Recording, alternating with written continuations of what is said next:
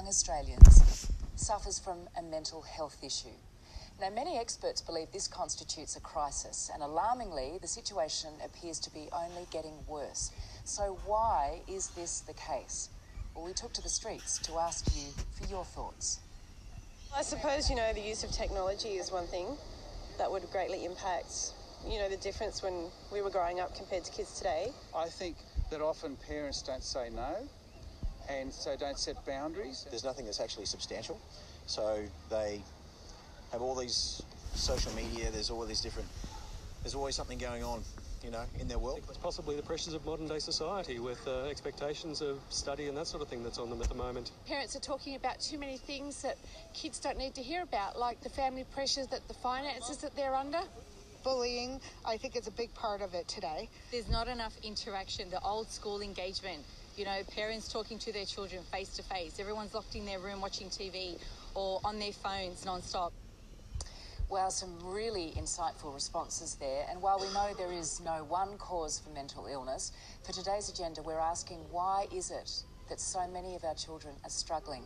Can we raise our kids to be resilient and ultimately help them lead happy, fulfilling lives to deal with life's inevitable disappointments and challenges? Our guest this morning has set out to teach kids exactly how to do that, not just kids, adults as well. And I'm really thrilled to welcome him back, the founder of the Resilience Project, Hugh van Cuylenburg. Hugh, good morning again. Thanks for having me, Georgie. As you know, from the minute I met you, I just thought you made enormous sense about all of this. And as you know, we've kept in contact ever since. So I thought it was timely to get you back on because this is at crisis level. And it's not going away. Do you know, just on those statistics that were up on the screen, Resilient Youth Australia have just released their latest statistics they've surveyed 300,000 and profiled 300,000 kids over the last 3 years. Their latest statistics actually tell us it's 40% of secondary school kids now have a mental health issue, and it's 24.8% of primary school kids now with a mental health issue. So it's getting a lot worse. And is that predominantly anxiety? Is that sort of... Anxiety is the most common mental illness for young people currently. So what is the root of that? Where is that coming from, do you think, from your experience? You could discuss this for hours. For me personally, the thing that stands out to me is I feel like with devices and social media, I heard someone say the other day, we've never been so connected, yet we've never been so lonely. I think the connections that young people make, they're not as real. I don't know about you, but I am so grateful I grew up before devices and social media and all those things. Absolutely. I mean, we were just coming into the iPad when my kids were toddlers, and I'm just grateful that I got in a few years before they sort of had access to it. Yeah. Explain why we should be so concerned about anxiety. What does it really mean? So anxiety disorder are really, really common, especially with adolescent girls. It is an overwhelming amount of obsessive, negative, worrying thoughts that you find very, very hard to switch off. It is such a crippling, debilitating mental illness, and it is so unbelievably common. And again, you could discuss the reasons for this for a long time. For me, this statistic really speaks volume to this. Now, when people hear this, it's going to be quite, it's going to be quite a surprise. But when the viewers think about it over the next 24, 48 hours, it actually isn't that big of a surprise. How's this? In the year 2018, it's predicted that the adolescent and child brain will receive the same amount of information in a week that our brains used to receive in a whole year. Wow. There is just so much going in. Wow. There is so much going in. And suffice to say, it's impossible to cope with. Yeah, and we're so addicted to these devices, so we can't just say to our kids, get off your phone, because it's like saying to an alcoholic, stop drinking. We're addicted to these things. Mm. I want you to take our viewers back to where this all began for you. Yeah. You studied teaching. You were over in India, I think from memory, on a cricket tour. And you got access to a little school in northern India. Tell our viewers what happened. Yeah, so I was travelling India, and it was, yes, I'm a school teacher, and I found myself a few weeks into the trip missing the classroom, which kind of caught me by surprise, to be honest. But and I decided to spend a few weeks teaching and volunteering. It was 10 years ago, so that explains my hair, hopefully. But I found myself in the classroom, and I found a school to go and volunteer in. The community I lived in had no running water, no electricity, no beds. Everyone slept on the floor. You can see there we are right in the middle of the desert. And I remember when I was teaching there, and I'll come back to that picture in a minute, but I remember thinking, my gosh, these people are so unbelievably happy. And one boy in particular, the boy who was up on the screen before, I remember just being blown away by his levels of, he was so full of joy. And I remember thinking, I've never seen anything like this.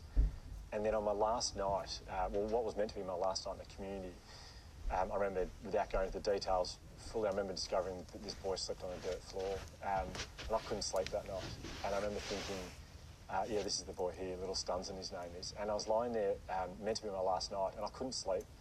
And the reason I couldn't sleep was I couldn't stop thinking about my little sister, Georgia.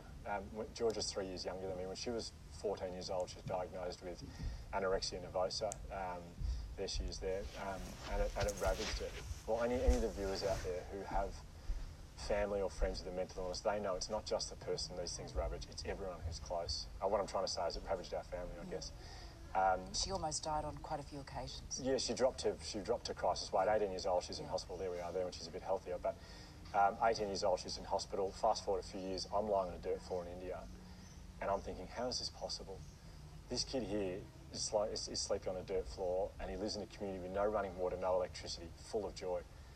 My little sister Georgia grew up in Australia, loving family, nice enough home, had really good education, all these things that we have every single day, yet she just found it so hard to be happy. And I remember thinking, well, I don't think I can leave here. I think I need to stay here, and I'm going to stay here. I know it was a long shot, but we were pretty desperate as a family. I'm going to stay here as long as it takes me to work out, what does this kid do every day that makes him so happy? Could I talk to my sister about this stuff? But more than that, it was, what do these people do in this community? They're the happiest people I've ever met in my entire life.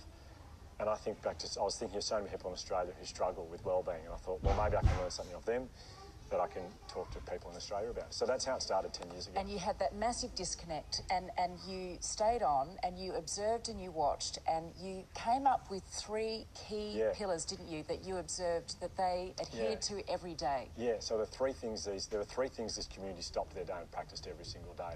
And I remember thinking, this is it, this has got to be it. And I came back to Australia, I practiced them, I came back to Australia, I wanted to tell everyone about it, but I knew I couldn't talk to educated, intelligent people and say, I saw people in India do it, so let's all just copy them. So I went back to India and I did my postgrad studies, and I spent that time looking at the research that sat behind these 3 things. And it turns out there's 30 years of research screaming at us. When you practice these 3 things, your mental health improves, you become more resilient, and basically you become happier. So tell us what they are. So the 3 things are gratitude, empathy, and mindfulness. Now, I know everyone's heard of these things before. I'll give you a really quick little rundown of them. So gratitude is this. It's the ability to pay attention to what we've got, not to worry about what we don't have. So many people living in Australia live by this model of happiness called the if and then model of happiness. If I buy this iPad, then I feel happy. If I buy that car, then I feel happy. If my kids get this mark, these marks, they get into this course, then we'll feel happy. It doesn't work. So lose that. Be grateful for what you already have. Gratitude, we have so much here in Australia. We have so much, but we're not very good at paying attention to the things we have. We miss them all the time. So gratitude's focusing on what you already have. Okay, empathy? Empathy, when you put yourself in someone else's shoes, you feel what someone else feels. This kid in India that I was speaking about, he's the one who really demonstrated that to me. He showed me what, he sleeps on a dirt floor, yet, and now I can't say he's the happiest person I've ever met. I can't prove that, but I can say this, by far the kindest person I've ever met. Always doing things for people, always think about it. Love compliments. How often do we think nice things about people, but we don't actually go and actually say them? We think it, but it's just a thought. If he thought something nice, he'd just say it. Now, his compliments to me in English were often quite awkward because his English wasn't great. In fact, on the last day, he said to me, "Hey, sir," and I said, "Yes," and he said, "You are very sexy today." And I said, No, I did not teach you that. I did not say that. But being empathetic, thinking beyond yourself, because the more empathetic you are, the more likely you are to act in a kind way. The neuroscience behind kindness is extraordinary. You do something nice for someone, your brain releases a hormone called oxytocin, and oxytocin makes you feel good. It's known as a love hormone. So the kinder you are, the happier you are, in essence, and he taught me that. And talk me through mindfulness, because it is a bit of a buzzword. We think about colouring in, we get a little bit confused as to what that is. This is my biggest challenge at the moment when I speak about mindfulness, because I feel like people get a little bit annoyed by it, because every corner you turn at the moment, someone is just screaming mindfulness at you. So I'll try and do it in a non-annoying way for all the viewers at home. It's pretty simple. It's this. It's the ability to be calm.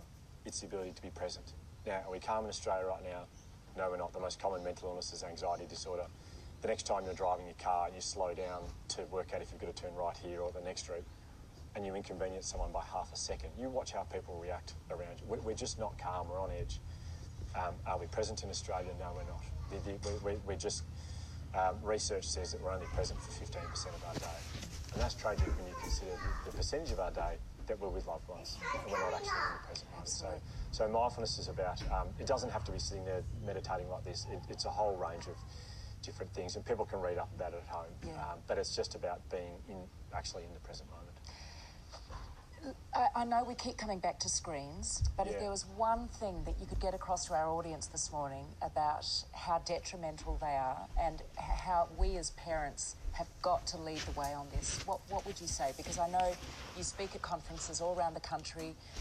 You've been very involved with various sporting clubs and elite sports people. What's the overriding message that you would like to get across? Get off your phone. Just get off it. Yeah, and I know it's a bit of a throwaway line because we're actually quite addicted to these devices, and so I would say you need to get off your phone. There was an article in the paper over the weekend that talked about, I can't remember the whole article, but basically it was about a surgeon or a doctor whose life it is to break the news to people that they have a terminal illness and that they're going to die. And he said the most common thing that people say to him as soon as they get that news is, "I wish I spent more time with my kids." I believe the new version of that is going to be, I wish when I was actually with my kids, I wasn't on my device. We're going to look back in 20, 30 years, and I heard Hamish Blake say this on a podcast recently, saying, I will make sure that when I look back on the time I had with my kids at the playground, I don't remember myself being on Instagram or Facebook. I was actually there. So be there when you're with your kids. Leave your phone in the car, leave it at home. Be there with your kids because they are looking to you. They learn off you every second of the day. They're watching you to learn your facial expressions, the way you respond to things. But we're not responding to them. We're just like this at the moment. So leave your device at home, leave it in the car. You'll live without it, and be there with your kids. It is the greatest gift you can give them. You are so eloquent. I think I spoke very quickly then, You make me teary when you speak because you make so much sense. And you're so passionate, and you really are making a difference to young people. Thank you, Betty. Sorry, you. That's all right. But keep doing what you're doing, and we'll keep spreading the word. Oh, well, thanks for having me, Judy. Oh, sorry. He always does this to me, Carl.